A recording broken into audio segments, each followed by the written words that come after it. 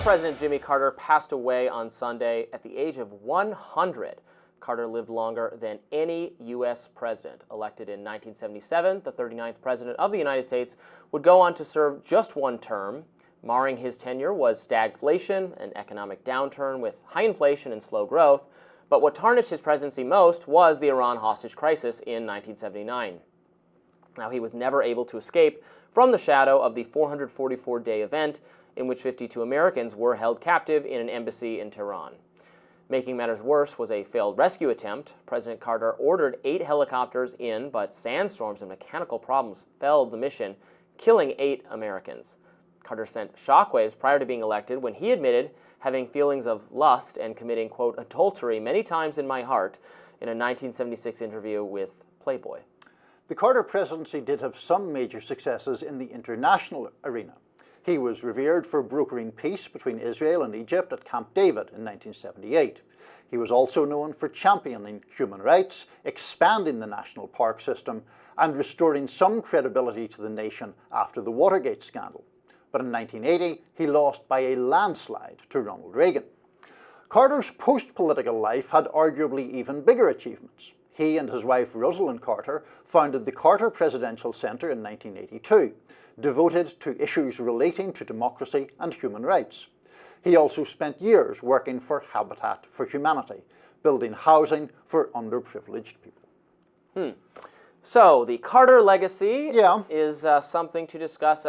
Carter is not considered super favorably or positively by presidential historian rankings type things. I have my beef with those ranking systems because there's actually like a combat bonus. Like it correlates often with how many Americans you got killed in overseas wars is how positively historians rank your presidency. There is nothing wrong with being humble and not involving American troops overseas and keeping government spending relatively constrained, in my view.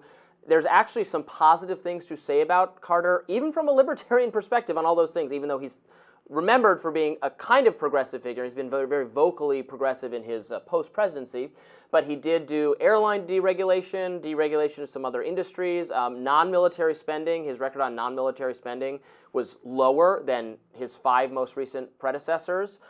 He didn't explode the budget deficit as much as even some Republicans did at the time. And as I said, he got fewer Americans killed overseas than just about any president of the last half century at that time. So there are some kind things you can say about him, even though he's not favorably remembered. I think he's remembered as a bit of a kind of the assistant principal at the school, eat your vegetables, don't leave the lights on past midnight, that kind of, we got to conserve and save, sort of scolding attitude is something that he is not well liked over. Yeah, I think Carter really struggled with the fact that there are performative elements to being president of the United States, and there's nothing wrong with that. It is the most powerful elected office in the world. I think people expect the person inhabiting that office to have a degree of sort of natural authority, and I think Jimmy Carter kind of struggled with that, the sort of cardigan wearing, rather low-key, carrying his own luggage onto Air Force One. All of that stuff was a problem.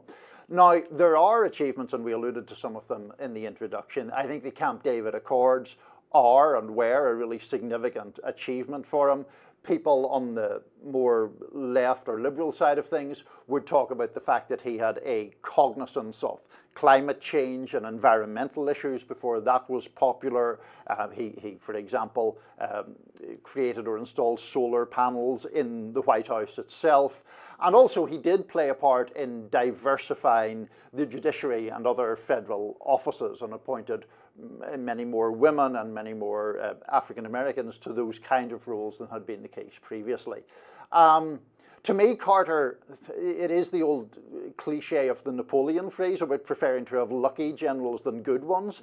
He was unlucky with some stuff as well. The energy crisis that wasn't really his doing erupted and marred his presidency massively. You mentioned the Iranian hostage crisis, and that terrible catastrophe where the rescue mission went awfully wrong. Again, not really something that was his fault, but it's just such a humiliation for the United States that it was obviously going to rebound badly on him.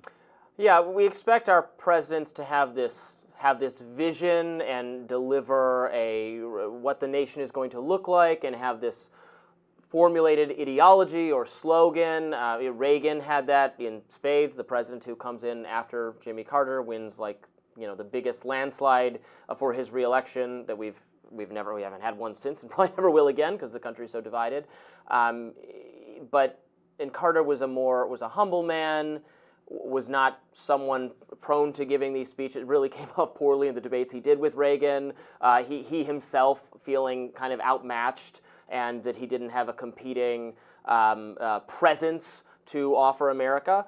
But as someone who wants government to be a little bit more humble, do a little bit less, particularly on the international scale, where you and I agree more often, I think that's fine. And you're right that he did get a little bit unlucky. I'm seeing, when you pass away, people try to find nice things to say about you. I'm not seeing thunderous condemnations or denunciations from conservatives. And in fact, I see conservatives making some of the points I'm making, that some of the positive economic things that we would argue that took place under the Reagan administration actually were initiated and started by Carter. It's kind of like your successor sometimes gets the credit for things because when those plans come to fruition, but they did really start under Carter. I think most people agree that he was an honest man. He was not a corrupt man. He didn't try to enrich himself through government. He was actually, he was coming on the heels of a number of corruption scandals in politics, and so that's all good. Yeah, no, I mean, he definitely was an antidote to the kind of Watergate era and all the stuff that had been uncovered about Nixon.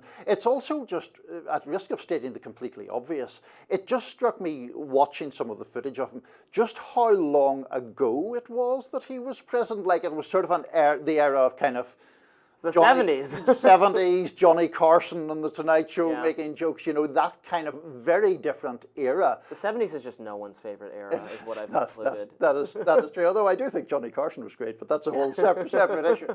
But I do think that partly because he had such a long post-presidency, that is often the thing that people focus on as being more to his credit. The Carter Center working on election monitoring, on a lot of public health issues, almost completely eradicating a very damaging parasite that had hit the developed world a lot, and just generally working for peace. That's why he got the Nobel Peace Prize in the end. Perhaps a bit of a rebuke to then President George W. Bush when he got it in 2002, but nonetheless a recognition of some of his international work. He did live a very, very long time. I think he's one of the oldest lived people to have ever served as a head of state, in human history. Right. We now have, with him having passed, the two oldest people who have served as president is the incumbent and the person taking over for the incumbent, Biden and Trump. Now, interestingly enough, Bill Clinton and George W. Bush are the same age as Trump. They were all born in the same year. Trump, Clinton, George W. Bush. Trump is older than Clinton and Bush by just a couple weeks. So they're all the same age. Now, of course, Clinton and Bush served as presidencies several decades ago. So here we are. Here we are, a vigorous, youthful country with two 70 and 80, or people in their 70s and 80s that are most recent presidents. Maybe there'll be a new dash of new blood in forward. Yes, well, I hope they are as long-lived as Jimmy Carter is, but that we can bring some new, younger blood into our political system. I think that would be very beneficial. Stay tuned, more Rising right after this.